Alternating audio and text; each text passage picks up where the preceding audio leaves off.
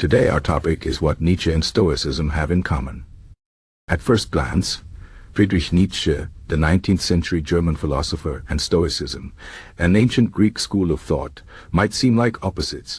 Nietzsche is often seen as a rebel, a critic of traditional values, and a thinker who embraced life's chaos. Stoicism, on the other hand, is associated with calmness, self-control, and acceptance of fate. But if we look closer, we'll find that these two philosophies share some surprising similarities. Both Nietzsche and Stoicism are deeply concerned with how to live a meaningful life, how to face suffering, and how to become stronger through adversity. Let's explore these connections and see what we can learn from them.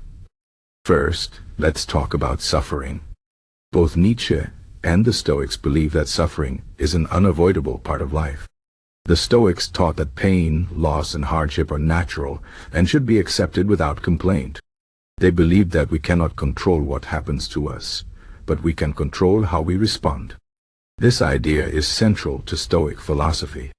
For example, the Stoic philosopher Epictetus said, "It's not what happens to you, but how you react to it that matters."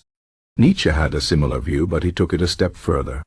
He believed that suffering is not just something to endure, but something to embrace. Nietzsche famously said, "What does not kill me makes me stronger." For him, suffering is a test that helps us grow and become more powerful. Both Nietzsche and the Stoics agree that suffering is not the enemy. It is a teacher, a challenge that can help us develop resilience and wisdom. Next, let's talk about control. Both Nietzsche and the Stoics emphasize the importance of focusing on what we can control and letting go of what we cannot. The Stoics divided the world into two categories: things that are within our control, our thoughts, actions, and choices, and things that are outside our control, other people's opinions, the weather, the past. They believed that true freedom comes from accepting this distinction and focusing only on what we can change. Nietzsche also valued self-mastery and control over one's own life. He encouraged people to take responsibility for their actions and to create their own values. Nietzsche's concept of the will to power is about striving to overcome obstacles and become the best version of yourself. Both philosophies teach us to stop worrying about things we cannot change and to focus on improving ourselves. Another important similarity is the idea of living in the present moment. The Stoics believe that the past is gone and the future is uncertain, so the only time we truly have is the present.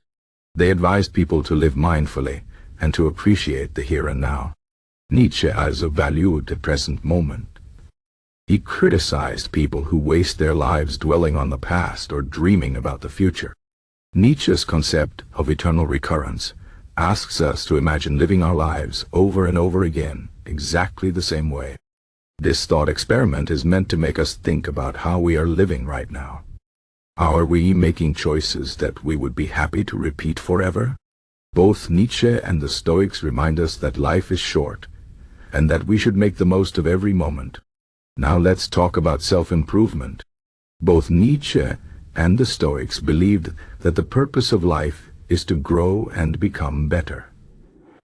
The Stoics saw life as a journey of self-improvement. They believed that we should strive to develop virtues like wisdom, courage, justice, and self-discipline. Nietzsche also believed in self-improvement, but he had a different approach. He encouraged people to break free from societal norms and to create their own values. Nietzsche's Idealperson, the Übermensch or Overman, is someone who transcends ordinary limits and achieves greatness. Both philosophies teach us that life is not about comfort or pleasure, but about striving to become the best version of ourselves. Another interesting connection is their attitude toward fate. The Stoics believed in accepting fate with calmness and dignity. They taught that everything happens for a reason, and that we should trust the natural order of the universe. Nietzsche also believed in accepting fate, but he called it Amor Fati, which means love of fate. Nietzsche's idea of Amor Fati is about embracing everything that happens, good or bad, and seeing it as necessary and valuable. He said, "My formula for greatness in a human being is Amor Fati." That one wants nothing to be different. Not forward, not backward, not in all eternity. Both Nietzsche and the Stoics teach us to accept our circumstances and to find meaning in them.